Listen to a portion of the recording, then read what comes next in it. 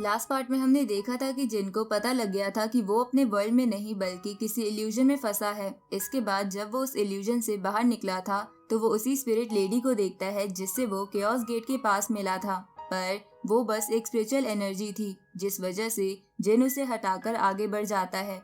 जिसके बाद अब वो असली अर्थ के पास पहुंच चुका था, पर यहाँ ग्रेविटेशनल फोर्स के चलते वो इटर्नल लाइफ पैलेस नाम की जगह पर गिरकर बेहोश हो जाता है, जहाँ जियांग नाम की एक लड़की ने उसे बचा लिया था। पर तभी इटर्नल लाइफ पैलेस के कुछ डिसिपल्स वहाँ आकर जियांग पर हमला कर देते हैं क्योंकि वो उनकी दुश्मन थी। उसी वक्त जिन ने होश में आकर उसे बचा लिया था। अब आगे तो इस पार्ट की शुरुआत में हम देखते हैं कि जिन अभी उन सभी डिसिपल्स से कह रहा था कि तुम्हें शर्म नहीं आती, तुम एक लड़की पर हमला कर रहे हो। जिस पर वो डिसिपल्स जिन से कहते हैं कि अगर तुम्हें शर्म आती है तो तुम इसे बचा लो, और इतना कहते हुए उन्होंने जिन पर हमला भी कर दिया था। लेकिन जिन उन्हें बहुत ही आसानी से दूर हटा देता है, जिसे देखकर जियांग जिन के पास आती है और उससे कहती है कि तुम तो बहुत स्ट्रांग हो, इसलिए अब इन्हें तुम ही संभालो। और इसके बाद वो वहाँ से भागने लगती है, पर तभी जिन उसे अपनी स्पिरिचुअल एनर्जी से अपने करीब खींचते हुए कहता है कि एक अकेला लड़का तुम्हें बचाने के लिए 3 लोगों से लड़ रहा है, तो तुम्हें ऐसा नहीं लगता कि तुम्हें भागने की बजाय उसकी मदद करनी चाहिए। तभी वो डिसिपल्स फिर से जिन की तरफ आकर उस पर हमला करने लगते हैं, जहां जिन फिर से उन्हें अपनी एनर्जी से दूर हटा देता है। लेकिन वो सब हार नहीं मानते और फिर से जिन की तरफ बढ़ने लगते हैं, जिसके बाद जिन अपने पाम अटैक का इस्तेमाल करता है और इन तीनों को वहां से बहुत दूर फेंक देता है, जिसकी वजह से वो लोग लौट कर नहीं आ सकते थे। तो जिन की पावर देखकर जियांग बहुत ही ज्यादा हैरानी से उसे देख रही थी।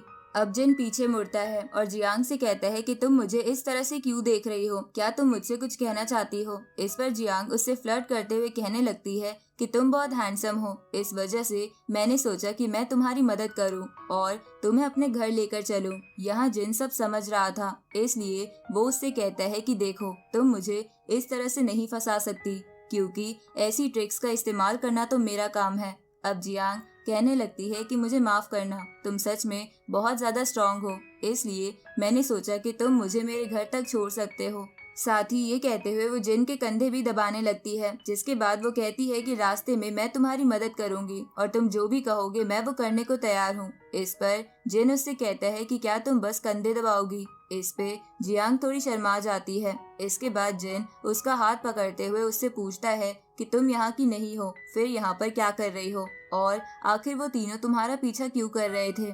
जिस पर जियांग बताती है कि वो असल में इटर्नल लाइफ पैलेस की कुछ जानकारी लेने यहाँ आई थी, जो कि वो अपने वॉइड जेड स्वॉर्ड पैलेस को बताएगी, क्योंकि इन दोनों ही पैलेस की आपस में नहीं बनती। साथ ही वो ये भी बताती है कि उसका void Z sword palace Tian की सिटी में है, जो कि यहाँ से करीबन 100 माइल की दूरी पर है।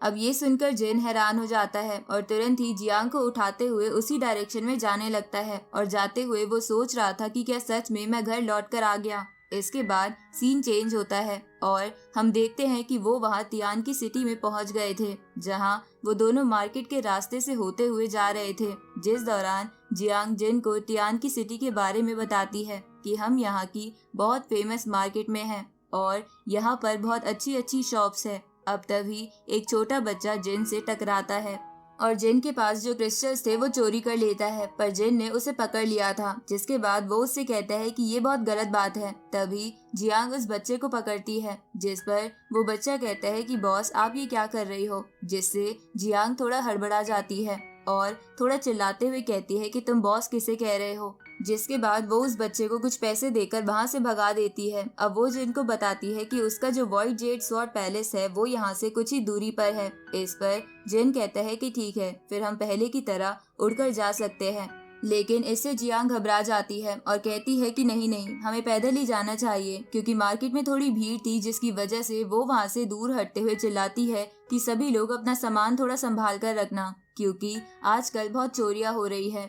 जिसके बाद सभी वहां से हट गए थे। जिसके बाद जिन मन में सोचता है कि ना जाने ये वॉइड जेड स्वॉर्ड पैलेस किस तरह की जगह होगी। अब अगले सीन में हम वहीं वॉइड जेड स्वॉर्ड पैलेस के अंदर आते हैं, जहां हम वहां की मास्टर फैंग को देखते हैं, जो कि इस वक्त गोल्ड कॉइन गिन रही थी। साथ ही थोड़ी सी उदास लग रही थी। साथ ही वो कह रही थी कि इस साल बहुत ज्यादा चैरिटी इवेंट्स हो गए, जिस वजह से हमारे पास ज्यादा पैसे नहीं बचे। इसलिए आगे से मुझे थोड़ा और संभल कर खर्चा करना होगा। तभी वहाँ पर जियांग और जिन आ जाते हैं, जहाँ जियांग को देखकर फैंग कहती है कि तुम्हें कितनी ज्यादा देर हो गई, मुझे तुम्हारी चिंता हो रही थी। पर अब तभी वो जिन को देखती है और कहती है कि ये लड़का कौन है, लगता है तुमने फिर से लोगों को परेशान करना शुरू कर दिया, इसलिए चलो तुम्हें अभी के अभी इससे माफी मांगनी चाहिए। तो जिन ये सब सुनकर जियांग से कहता है कि लगता है तुम्हारा नेचर दूसरों को परेशान करने का है। तभी फैंग नीचे आती है और फिर जियांग उसे बताती है कि असल में उसने जिन को परेशान नहीं किया, बल्कि जिन ने उसकी जान बचाई है। इस पर फैंग जिन को थैंक यू कहती है। साथ ही वो बताती है कि वो वॉइड जेड स्वॉर्ड पैलेस की मास्टर है और उसका नाम फैंग है। साथ ही वो कहती है कि तुम्हारा बहुत बहुत शुक्रिया, तुमने जियांग की जान बचाई, लेकिन इसके बदले अगर तुम हमसे कुछ मांगने आए हो तो बता दो कि हम तुम्हें कुछ नहीं दे सकते।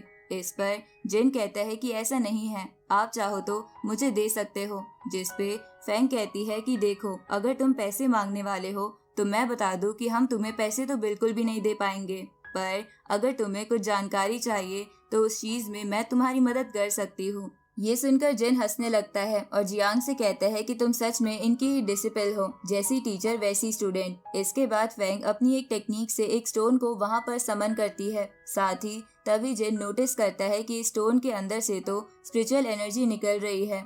अब फैंग बताती है कि आज से 100 साल पहले धरती पर बहुत सारे मीटियोइड्स गिरना शुरू हुए थे, जो कि बहुत खतरनाक थे।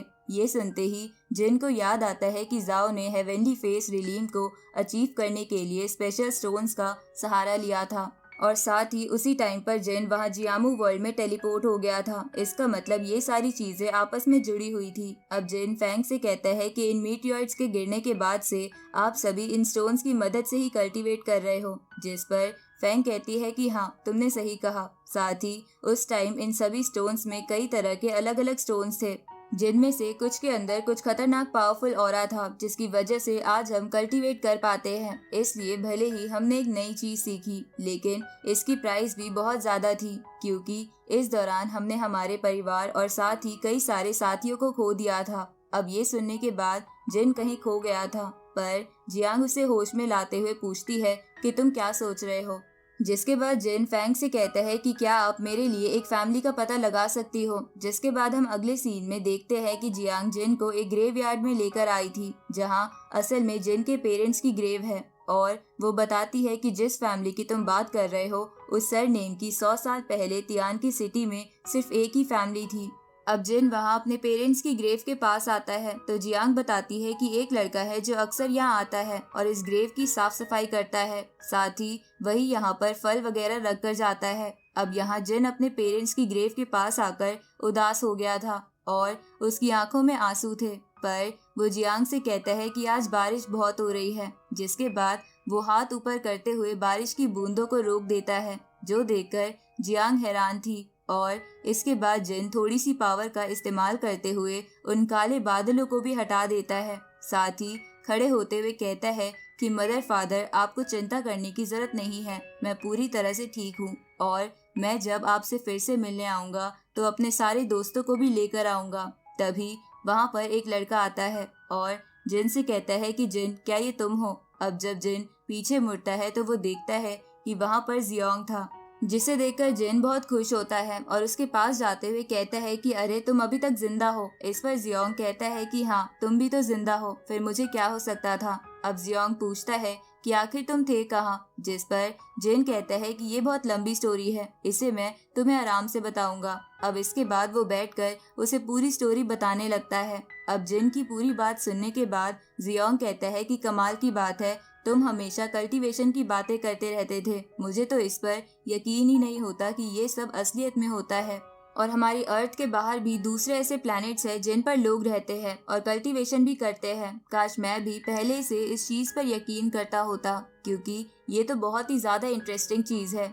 लेकिन अब ये सुनते हुए जियांग कहने लगती है कि कैसी इंटरेस्टिंग चीज, ऐसी किसी अजीब दुनिया में टेलीपोर्ट होना कितना खतरनाक लगता होगा। जिस पर जियांग भी हाँ करता है। इसके बाद वो जिन से उसके दोस्तों के बारे में पूछता है कि क्या वो लोग भी यहाँ पर आएंगे, जिस पर जिन कहता है कि वो शायद यहाँ नहीं आ पाएंगे, इसलिए मुझे उन्हें ढूंढने जाना होगा और मैं जल्द ही अर्थ के बैरियर को तोड़ते हुए यहाँ से निकलूंगा। अब जियांग कहता है कि मैं तुम्हें एक बात तो बताना भूल ही गया, जो जानकर तुम्हें बहुत खुशी होगी। तो वो कहता है कि मैं इटर्नल लाइफ पैलेस का पहला डिसिपल हूँ, तुम मेरे साथ वहाँ चलो, हम लोग तुम्हारी मदद कर सकते हैं। अब जब ये चीज जियांग सुनती है तो वो तुरंत ही अपनी तलवार निकाल लेती है और उसे जियांग के सामने करते हुए कहती है कि क्या तुम सच में इटर्नल लाइफ पैलेस से हो। और अब उसके इतना कहते ही ये पार्ट यहीं खत्म होता है।